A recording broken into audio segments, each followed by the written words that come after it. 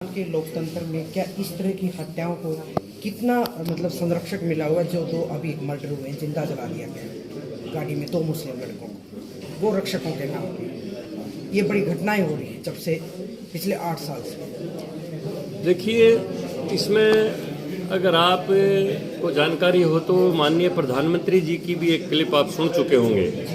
हाँ, संबोधन कर रहे थे कि कुछ लोग जो गौ रक्षकों के नाम के ऊपर इस तरह की जो हिंसात्मक घटनाएं करते हैं उनको कभी माफ़ नहीं किया जाएगा। आदमी की जान सबसे महत्वपूर्ण होती है और हमारे तो वेद शास्त्रों में भी ये है कि अगर एक आदमी की जान बचाने के लिए 1000 गऊओं का भी बलिदान दिया जाए तो आदमी की जान महत्वपूर्ण है। और मैं भी इस बात का समर्थक हूँ और इस तरह की मॉब लिंचिंग की मैं निंदा करता हूँ, भर्त्सना करता हूँ। और ऐसे लोग जो भी हों उनको कानून के दायरे में लाके उनको दंड दिया जाना चाहिए और भविष्य में ऐसी कोई पुनरावृत्ति ना हो उसके ऊपर रोक लगनी चाहिए।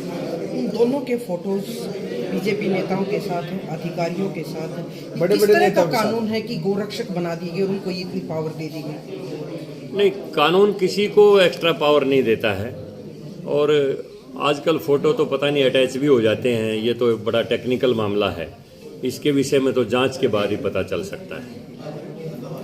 बुढ़ापा पेंशन बढ़ाया गया है। आज सरकार का वायदा है कि हम हर साल 250 रुपये हर बजट में बढ़ाएंगे और इसको जो है ना ग्रेजुअली बढ़ाने का जो वायदा था उसी अनुरूप 250 रुपये बढ़ाए गए। सरपंच भी धरना पे बैठे हैं। कौन सरपंच? देखिए, मैं मानता हूं कि सरकार ने सरपंचों को 25 लाख रुपए तक के काम खुद सैंक्शन करने की ताकत दी है और 1 करोड़ रुपए तक के भी काम जिला लेवल पर ही हो जाएंगे, उनको भी फाइल आगे नहीं जाएगी। 1 करोड़ से ऊपर के जो है ना ऊपर प्रशासनिक मंजूरी के लिए जाएंगे। तो 25 लाख रुपए तक के काम सरपंच ही मंजूर कर सकता है और 2 लाख रुपए के छोटे मोटे काम अगर कोई आ जाए तो उनके कोटेशन आधार के ऊपर कर सकता है। तो उसमें उसको पोर्टल के माध्यम से काम करवाने में दिक्कत क्या है? क्योंकि पहले क्या होता रहा कि एक ही गली 3-4 बार बन गई, रिकॉर्ड में वो कभी होती नहीं थी।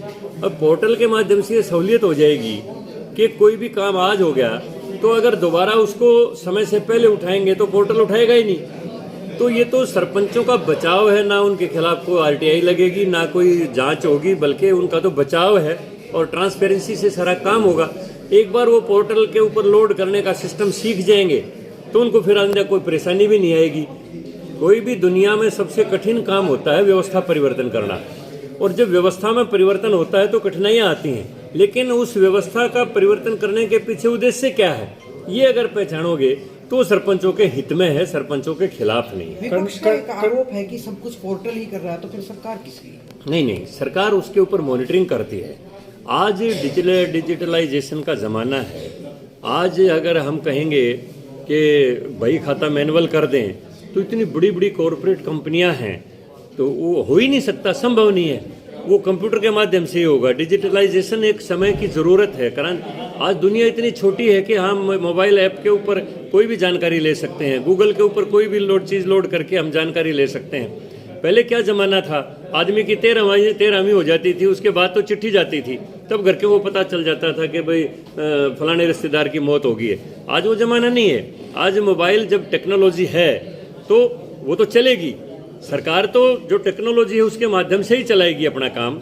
अब मैनुअल काम इतना नहीं रहा है तो इसलिए इसमें प्रारंभ में कोई कठिनाई आती है, लेकिन व्यवस्था परिवर्तन होने के बाद कठिनाइयाँ नहीं आती हैं। सरकार का काम मॉनिटर करने का होता है, सिस्टम को बनाने का होता है। सिस्टम सरकार बना रही है, उस सिस्टम को मॉनिटर भी करेगी। करनाल में लाठीचार्ज हुआ, करनाल में लाठीचार्ज हुआ था OPS के लेके। देखो, बात